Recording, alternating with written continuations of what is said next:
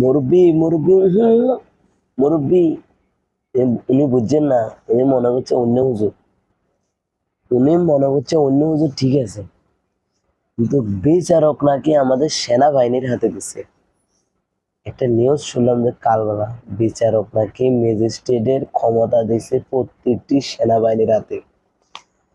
তো মনে করলেন যে প্রত্যেকটি যে সেনাবাহিনীর হাতে বিচারক দিছে, 7 দিনের জন্য তাদেরকে বিচারক বানানো হয়েছে।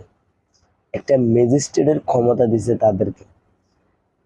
তারা তো মনে করলো যে দুর্নীতি দূরের কথা, এক সপ্তাহ তাদেরকে যে আইন দেওয়া হয়েছে, যে ক্ষমতা দেওয়া হয়েছে, তাদের এমনি তো ক্ষমতার অভাব নাই, কিন্তু তারা যে ক্ষমতা পাইছে, ওই ক্ষমতা তো যাদের আরেকল বা শুধু পিড়াইতে পিড়াইতে যে অন্যায়কারীদের কোনো রক্ষা নাই।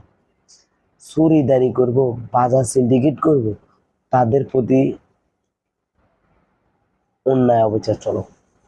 যে বাজার সিন্ডিকেট, গ্যাস সিলিন্ডারের সিন্ডিকেট, যে আমাদের ম্যাজিস্ট্রেট গুলো আছে, ম্যাজিস্ট্রেট গুলো কন্ট্রোল করতে পারতেছে না, কিন্তু সেনাবাহিনীর দিলে আমার মনে হয় কন্ট্রোল করতে পারবে। 7 দিনের বিচারক আইন জারি হয়ে গেছে, যে এটার মধ্যে